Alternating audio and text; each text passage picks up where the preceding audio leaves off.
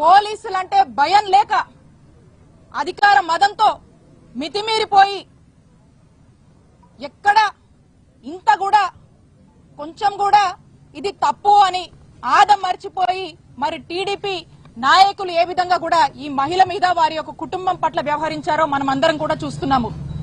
ఈ ఇన్సిడెంట్ చాలు బీహార్ ని మించి ఈ రోజు ఆంధ్రప్రదేశ్ రాష్ట్రంలో ఏ విధంగా ఈ ప్రభుత్వం వచ్చాక మరి టీడీపీ వాళ్ళు గూండాల్లాగా రౌడీల్లాగా చెలరేగుతున్నారో ఇదే ఇన్సిడెంట్ అందరికీ కూడా ఒక నిదర్శనం అని చెప్తా ఉన్నాను.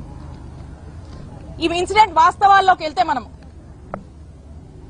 ఎవరైతే ఈ మహిళ ఉందో వారి యొక్క కుటుంబం వాళ్ళ ఇంటి ముందు బోరు రిపేర్ చేసుకుంటూ ఉంటే ఆ వార్డు సెక్రటరీ అయినటువంటి టీడీపీ నాయకుడు వచ్చి మీరు మీ ఇంటి ముందు బోర్ రిపేర్ చేస్తున్నారు అని చెప్పి మాకు మామూలు ఇవ్వాలి, 10,000 మాకు మామూలు ఇచ్చే మీ ఇంటి ముందు మీ బోర్ రిపేర్ చేసుకున్నాను డిమాండ్ చేశాడు.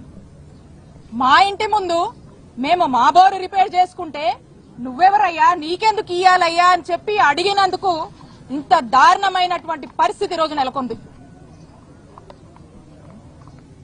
వాళ్ళు చెప్పారు, ఆ మహిళ చెప్పింది, ఆ కుటుంబ సభ్యులు చెప్పారు, ఆ మూర్తి అనేటువంటి టీడీపీ నాయకుడు మేము అధికారంలో ఉన్నాం, నువ్వు బోరేలా మీరు ఎలా రిపేర్ చేసుకుంటావో చూస్తా, మీ ఇంట్లోకి నీళ్లు రానియా, ఖచ్చితంగా మాకు 10,000 కట్టాల్సిందే, కడితే గాని మీ పని చేసుకోనియమని చెప్పి ఆయన వాళ్ళని డిమాండ్ చేసినట్టు మరి ఆ డిమాండ్ చేసి వాళ్ళని ఆఖరికి వాళ్ళ మీద దాడి చేసి మీరెవరు చెప్పుకుంటారో చెప్పుకోండి, నేను అధికారంలో ఉన్నా, పోలీసులైనా ఇక్కడ ఉన్నటువంటి అధికారంలో ఉన్న ఎవ్వరైనా కూడా నన్ను ఏం చేయలేరు, మీ దిక్కున్న చోట పోయి చెప్పుకోండి, మీరు నాకు 10,000 ఇవ్వాల్సిందే అని చెప్పి డిమాండ్ చేసి మరి వాళ్ళ మీద దాడి చేసినటువంటి పరిస్థితులు మరి మీరందరూ కూడా చూశారు, అందరం కూడా చదివాము, విన్నాము, వీడియోలు కూడా చూసాము. అయితే ఈ గొడవ జరగగానే వెంటనే ఆ ఫ్యామిలీ మెంబర్స్ అందరూ కూడా, ఆ మహిళా కుటుంబ సభ్యులందరూ కూడా వెళ్లి పోలీస్ స్టేషన్ లో కంప్లైంట్ ఇచ్చారు. కంప్లైంట్ ఇస్తే పోలీసులు చాలా లైట్ తీసుకొని అది కూడా టీడీపీ వార్డు సెక్రటరీ అండి అని వీళ్ళు చెప్పడంతో ఇది అధికార పార్టీ కదా కాబట్టి మనం పెద్ద జోక్యం చేసుకోవద్దు అనుకున్నారో ఏంటో గానీ టీడీపీ అనగానే ఇక పోలీసులు ఈ విక్టిమ్ యొక్క కంప్లైంట్ ని పక్కన పెట్టేశారు. కంప్లైంట్ ఇచ్చి మళ్ళా ఇంటికి తిరిగి వచ్చారు.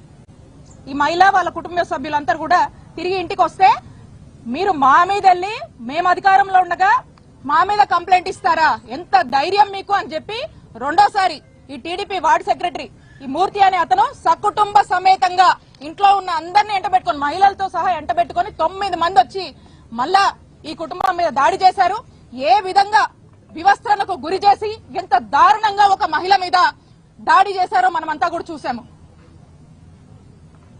ఇది ఎంత బాధాకరం అంటే అంత బాధాకరం, అంత దారుణమైనటువంటి ఘటన చోటు చేసుకుందంటే అధికార మదం, అహంకారం, కళ్ళు నెత్తికెక్కడం, వీళ్ళ మామూళ్ల కోసం ఎక్కడి దాకా కూడా దిగజారారో ఈ రోజున మనకు అర్థమవుతుంది. రాష్ట్ర వ్యాప్తంగా కూడా ఏ వార్డులో గాని ఏ గ్రామంలో గాని ఎవరన్నా ఇల్లు కట్టుకున్నా ఇంటికి సంబంధించి ఇసుక గాని మట్టి గాని లేకపోతే ఇటుకలు గాని ఏ మెటీరియల్ తెచ్చి ఇంటి ముందు పెట్టుకున్నా టీడీపీ వాళ్ళకి మామూలు ఇవ్వాలి, ఏమంటే మేము అధికారంలో ఉన్నాం మీరు ఏది చేయాలన్నా మాకు ఇవ్వాలి.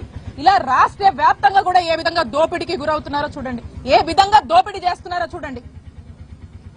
మరి ఈ ఇన్సిడెంట్ లోనే స్పష్టం అవుతోంది వాళ్ళ యొక్క మామూలు ఇవ్వలేదని మహిళని నాటి రోడ్డు మీద గుంటూరు సిటీ ఇక్కడే ఇది రాజధాని, ఇదే జిల్లాలో రాజధాని అంటారు.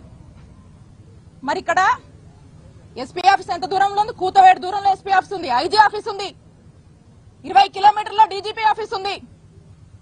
మరి ఈ జిల్లాలో మొత్తం యంత్రాంగం అంతా కూడా ఇక్కడే ఉంది. మరి పట్టపగలు మనం చూసాం ఈ గొడవ వాళ్ళు వెళ్తే పోలీసులు కంప్లైంట్ పక్కన పెట్టారు.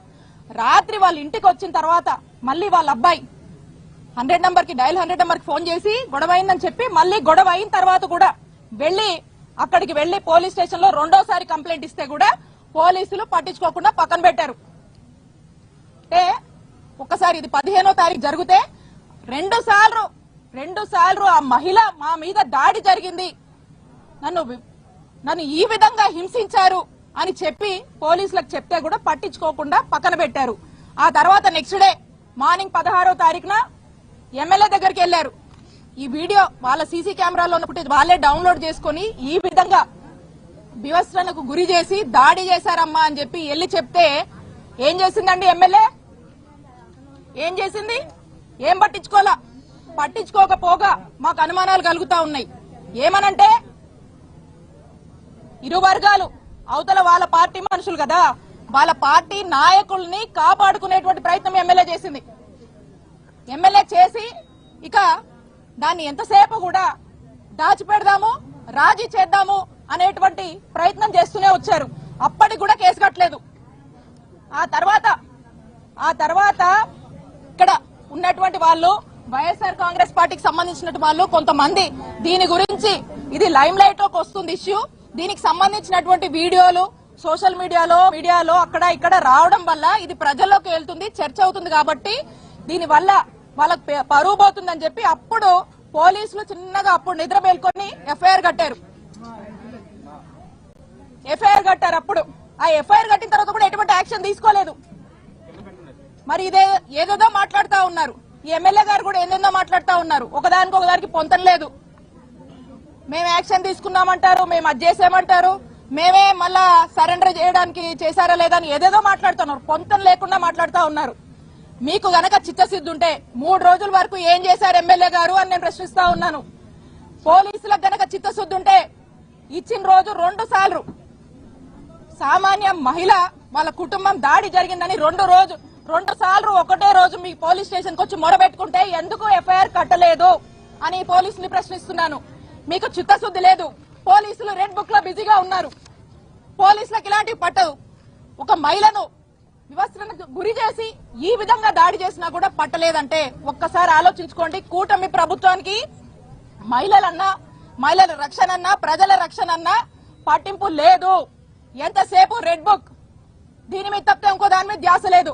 ఇక చివరిగా 3వ రోజున సోషల్ మీడియాలో జనాల్లో విపరీతమైన చర్చ జరుగుతుంది కాబట్టి ఇది ఆ ప్రభుత్వానికి ఆ పార్టీకి బ్యాడ్ నేమ్ వస్తుందని చెప్పి అప్పుడు 3వ రోజు సాయంత్రానికి ఎప్పుడు అరెస్ట్ చూపించి ఆ తర్వాత ఇక ఎమ్మెల్యే గారు ఏదో ఒకటి చేయకపోతే బాగుండదు, నమ్మరని చెప్పి ప్రజల్ని నమ్మించడానికి మాకు వీళ్లకు ఎటువంటి సంబంధం లేదని ఒక ప్రెస్ రిలీజ్ ఇచ్చారు.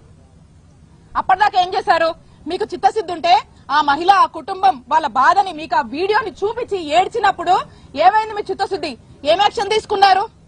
ఇక పైగా ఇక మాటలు చెప్తారు వీళ్ళు ఏమని, మహిళలకు ప్రత్యేక గ్రీవెన్స్ అంట. అమ్మా, మహిళలకు ప్రత్యేక గ్రీవెన్స్ మీరు నడపడం కాదు. మీ దగ్గరికి ఏడుస్తూ వచ్చినటువంటి మహిళ వివస్త్రణకు గురై ఏడుస్తూ తన బాధని చెప్పుకొని టీడీపీ వాళ్ళు మామూళ్ల కోసం ఈ విధంగా హింసించి కొట్టారని చెప్తే అది పట్టించుకొని మీరే గ్రీవెన్స్ గురించి మాట్లాడతారు. ఫస్ట్ అవి పట్టించుకోండి. మీ దగ్గరకు వచ్చిన మహిళకు మీరు న్యాయం చేయండి.